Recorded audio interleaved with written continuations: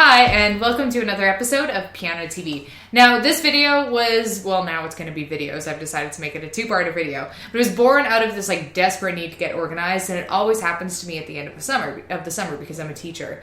And the start of September is kind of like the start of a new year. So in my passionate desire to get organized, I've been spending all week. I'll probably spend all next week getting organized too. It's kind of all I'm thinking about right now. So I thought, why don't I do a video on how I'm getting organized, and then maybe I can give you some ideas on how you yourself can also get organized. But then as I was recording this video, it got bigger and bigger and bigger and bigger, and then I was like, I need to make this into two parts for my sanity and for your sanity. So in today's video, what we're going to do is we're going to talk about some of the important questions you need to ask yourself when you are making a plan of songs to learn on the piano.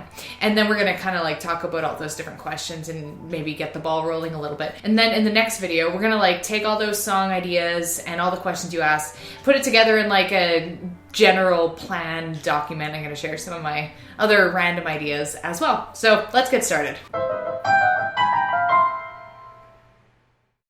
So before getting into the specifics of what songs you should pick for yourself to learn for the year, we need to talk about your big overarching goals. So in the next 10 months to a year, what do you want to be able to accomplish? Honestly, for some people, the biggest challenge and the most important one is the challenge of just getting to the piano on a regular basis, just getting there and practicing. I mean, if you're going to spend 10 months to a year of regular practice, even if it's not particularly directed, you're going to get better. So that in and of itself is, I think, a pretty good goal. But if you want to go a little bit beyond that, what I usually find is that in about a year's span or a year's time, you can move up about one grade level. And this is just assuming you're an average adult who spends about an hour a day on the piano. So if you spend more time on the piano, you'll move faster. If you spend less time on the piano, might not be quite a year. But that's just kind of a general guideline. But let's get even more specific than that. A pretty realistic goal for people is around one song a week, which translates into about 4 songs a month.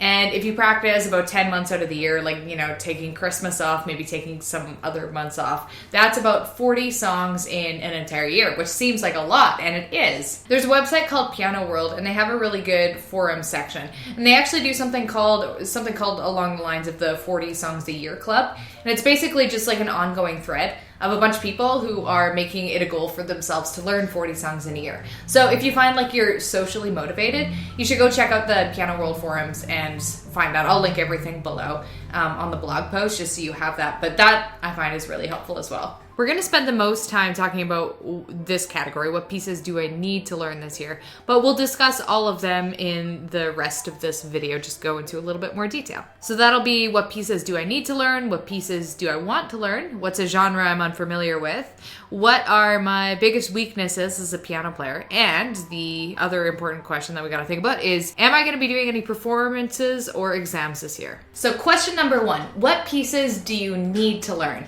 For everyone, this is going to be a little bit different. If you have a piano teacher, I want you to think about what pieces that your teacher has maybe been harping on you to learn and saying it's for your own good if you learn this song. I do that to my students, so I assume other people do too. What songs are those? What is your musical broccoli? I love broccoli, but it's my, I'm sorry broccoli, you're my healthy food example. For me, I also have a big category of pieces I need to learn for my students. I don't really need to do this if my students are a beginner level, but for the intermediate students, if they're learning songs I've never done before, I can't teach them very well unless I know how to play the song. So I always put songs that I've chosen for my students on my list of pieces I need to learn for the year if they are a little bit more advanced. When you're choosing some of these pieces too, and I say this a lot, but just watch out that you're not picking a piece that's way beyond your capabilities. You don't want to create a struggle. It should still be doable. If you don't have a teacher and you don't know what you should be learning, consult your good friend, the syllabus. This is available for free online, and I'll leave a link to it below. What I have in my hands, though, this is just the Royal Conservatory of Music syllabus, which gives you a whole bunch of different song ideas at every grade level. So in the syllabus, it'll have all the songs organized by categories, and by grade. So if you have a general idea of what grade level you're at, roughly, it's fine. You can look at songs that are older, songs from the classical period, songs that are more modern, and build your repertoire that way. When we're talking about musical broccoli, it's generally the older songs, the list A's and the list B's, the Baroque pieces, the classical pieces, that are the musical broccoli for most people. They're generally the hardest to learn. So we're talking about Bach, Beethoven, Mozart, Haydn, Clementi, any of those guys, probably a need to learn piece for you. I'll show you my list of songs that I need to work on, and that's just kind of what's on the screen here for my students. These are the main intermediate level pieces I need to learn this year so that I can teach them a little bit better. But luckily, since they're at an intermediate level and not an advanced level, they're not going to take me quite as long to learn as my own personal choices. But still, this is quite a large amount of songs. We have 8 lyric pieces, probably about 4 sonatas. We're probably going to do these 3 and another Hunger Games song, and so on. So that already adds like an extra 12 pieces to my list. So my musical broccoli that I've decided to spend the year on is to spend a little time hanging out with Bach. So back when I did my grade 10 exam, I learned a prelude and fugue by Bach, and I did it. It was fine. I didn't do a great job, but I felt like I was drowning when I was playing it. It was just, everything was really, really hard. And what I decided after that is that I had never actually mastered any of the earlier Baroque pieces, and then I just like dove in with this. It's like I dove in the deep end with a crazy difficult Baroque piece. So I want to go a few steps backward. So I put on the 15 Bach inventions, which are about a grade 7, grade 8 level, on my to-do list, and then I can like kind of progress my Baroque skills from there. So the next question is, what do you want to learn? And I don't know about you, but for me, this is like the most difficult question of all, because I basically want to learn everything. Every single song ever. No, seriously, like I can't think of a song I don't want to learn. But I have to pick something. So what's speaking to me at the moment, and you'll probably recognize this if you're hanging out on Twitter with the hashtag 30 days of piano. There's a couple of you on there. I want to work through all of Liszt's 3 Liebesdrum, which weird as that was part of the reason I wanted to do a video on it last time anyway, is because I really like them, and this is like bucket list material right here. And I've mostly finished the 3rd one. Another one for me that I really want to get through. I've actually never learned a full sonata. I've only ever learned sonata fragments, like movement here and movement there. So I have this like giant Beethoven sonata book. And my goal this year is to work through his first sonata. It's slightly cheating because I've already learned the first 2 movements and I'm partway through the 4th, but figure I'm like halfway there, so that I'll just like make my goals easier on myself. The next question I want you to think about is, what is a musical genre you don't know anything about or you haven't really explored? This one is so important because sometimes as humans and musicians, we can get like really fixated on what we like. So say if you love romantic music, maybe you spend like 99% of your time learning romantic music, and that's fine. But I think it's better to constantly, well, not constantly, but like sometimes expose yourself to different genres that you might not have otherwise known. Even if you don't end up loving them, it'll expand your horizons and make you a more well-rounded musician. So, I mean, there's like infinite genres. Like, you will never get tired of finding different genres. And actually, I'm gonna grab the book. Just wanted to grab this guy. This is like the Christopher Norton books. He has books level, like the Connection series, level 1 through 8. And if you don't know anything about different genres and you're like, what's jazz? What's Latin music? Then you should pick up one of these books at your level, because they're a really good blend of like a whole bunch of different styles. You get like lots of modern styles, like jazz styles and Caribbean beats and things like that. So if you're not sure, like these are a really, really good choice to like kind of discover new things. What I'm gonna do though, for my unknown genre, I actually just did a video on this. I did a video about ragtime. And when I finished that video, I realized like I really only learned one ragtime song in my entire life. So that is gonna be my goal. I got this ragtime book. I got a bunch of like random Joplin pieces in here, so I think I'm gonna like attempt Maple Leaf Rag and maybe another one. Another important question to think about is, what is your biggest weakness and what can you do to improve on it in the next year?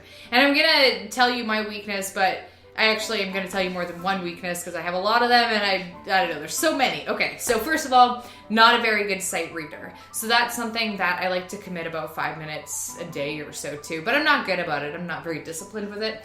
Another goal is to improve my playing precision.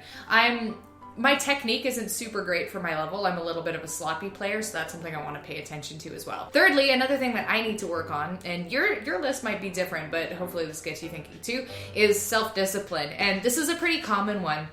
From the perspective of a piano teacher, I find that I get so caught up learning other people's music practicing things for students and stuff like that, that in my own head, it's like, oh yeah, I've totally practiced piano, but I actually haven't done anything personal. I've just been like rehashing songs for other people, and I never get anything that I want to get accomplished done. So it's something that I need to be careful about, that when I'm playing piano, it's not necessarily personal practice time. So I need to make sure that I'm dedicating and I'm putting aside that time, like just for my own music that I want to do. For most students, actually, like self-discipline can be an issue at various points. Like sometimes you might be really motivated, but motivation generally like goes through periods of waxing and waning. I've actually done a video on how to stay motivated at the piano, so I'm gonna link to it somewhere here. If you haven't seen that, definitely check it out. Maybe that'll give you some ideas as well. And then lastly, there's the very practical question of, are you doing any exams in the next year, or are you doing any performances in the next year? Because that's going to directly like influence what songs you have to learn. So on a personal level, I am not doing an exam this year. I'm going to be busy this year, to me, between September and June, like this 10-month span is my year. Won't be doing any exams in that time. I'm actually getting married next summer, so I have to like do one thing at a time. Don't want to put too many eggs in a boat. No. For my students, I do recitals every winter and every summer, because I always tell them like it's a good opportunity to get in front of your peers and play some music you've learned. I don't usually play in the recitals though, and I want to change that. So this winter, what I really want to do is play a little Christmas duet with my mom. I think that'll be really fun. And I also want to play one of the pieces I've been working on at a summer recital for my students, because I think it's good for them to hear more advanced music, as opposed to like, you know, if they're at a beginner level, they never really hear that advanced piano music. And it's good for me. I never want to, because I'm a hypocrite and I always make my students perform, but I don't like performing. So that's one of my other goals. And maybe you're not taking formal lessons, and maybe you don't have the opportunity to do a recital, but you could always put together like an informal performance. Like maybe, I don't know, your granny and grandpa are like, hey, I want to hear you play piano. You can like do a little 3-song performance for them or something. Like, I think that counts too. It gives you something to work towards. And that concludes part 1 of this video. Stay tuned for the second part, where we talk about, where we like take all these things that we've discussed and all these questions we've asked, and we turn it into like a specific plan. And then I also have some other random ideas I'm going to throw at you in the next video as well. Anyway, I'm just going to leave it there for now. Give this video a like if you're down with goal planning, and I will catch you guys next time.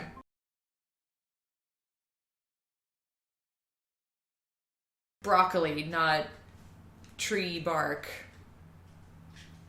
Trying to go somewhere with that metaphor and didn't really work.